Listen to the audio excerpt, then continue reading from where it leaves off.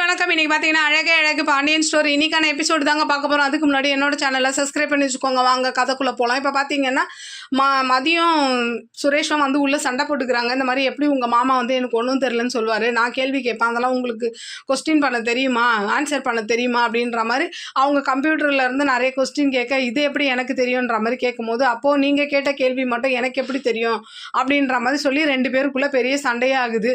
இதில் சண்டை போட்டு என்ன பண்ணுறாரு சுரேஷ், ஒரு கட்டத்துக்கு மேலே வெளியில் கிளம்பி போயிடுறாரு. அடுத்த சீன் பார்த்தீங்கன்னா, கோமதி என்ன பண்ணுறாங்க, ராஜு ஒரு மாதிரி யோசிச்சுட்டே இருப்பாங்க. அப்போ என்னன்னு போய் விசாரிக்க, இந்த மாதிரி உங்கள் பையன் நிறைய என்கிட்ட போய் சொல்கிறாரு, சென்னையில் இருந்துக்கிட்டே இல்லைன்னு போய் சொல்கிறாருன்ற மாதிரி சொல்ல, கோமதி என்ன பண்ணுறாங்க, இவருக்கு கதிருக்கு ஃபோன் போட்டு கேட்க, அப்புறம் கதிர் சொல்கிறாரு, இந்த மாதிரி எனக்கு தெரிஞ்சவரை கூப்பிட்டு நான் இங்கே சென்னைக்கு ஹாஸ்பிட்டலுக்கு வந்திருக்கேன், அதை இப்போ நான் அவகிட்ட சொன்னேன்னா அவள் கோவப்படுவா, ஏன்னா அவள் கூப்பிட்டு நான் சென்னைக்கு வரல அப்படின்ற மாதிரி சொல்ல, அப்போ எதுக்கோ தயாராக இருந்துக்க, அவள் வீட்டுக்கு வந்தால் உன்னை நிறைய கேள்வி கேட்பான்ற மாதிரி கோமதியும் சொல்லிட்டு ஃபோனை வச்சிடுறாங்க.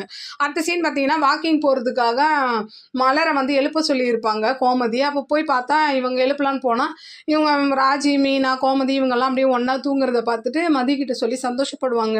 இவங்கள பார்த்தா மாமியார் மருமக மாதிரியே தெரியல, அம்மா பொண்ணுங்க மாதிரி இருக்காங்கன்ற மாதிரி சொல்லி ரொம்ப சந்தோஷப்படுவாங்க. அடுத்த சீன் பார்த்தீங்கன்னா, எல்லாருமே வாக்கிங்லாம் போகிறாங்க. இதுக்கப்புறம் என்ன ஆகுதுன்னா, இந்த மாதிரி வீட்டில் குலதெய்வம் கோயிலுக்கு போகிறதுக்காக எல்லாரும் பேசிக்கிட்டு இருப்பாங்க. அப்போ வந்து பாக்யராஜ் அப்பாவும் அம்மாவும் என்ன பண்ணுவாங்க, மதியம் அவங்க அப்பா அம்மாவுக்கு ஒரு வார்த்தை சொல்லிடணும் அப்படின்றதுக்காக சொல்ல போவாங்க. அப்போ கோமதி சொல்லுவாங்க, ஏன் மலருடைய அம்மாவுக்கு சொல்லலையான்னு கேட்கும்போது, உங்களுக்கு உண்மை தெரியுமா என்னன்னு தெரியாது, தங்கராஜ் மாப்பிள்ளைக்கு அதெல்லாம் பிடிக்காது அவங்க வர்றதுன்ற மாதிரி சொல்ல, ஏங்க நீங்கள் தாங்க கூப்பிடணும், அவள் எப்படி உங்களை கண்ணும் கருத்துமா பார்த்துக்கிறா அப்படின்ற மாதிரி சொல்ல, இவன் என்ன பண்ணுறாங்க, கோமதியை ஃபோன் போட்டு கொடுக்க, வேறு வழியே இல்லாமல் பாக்யராஜ் அம்மாவும் அப்பாவும் கூப்பிட்ற சூழ்நிலை வந்துடுது.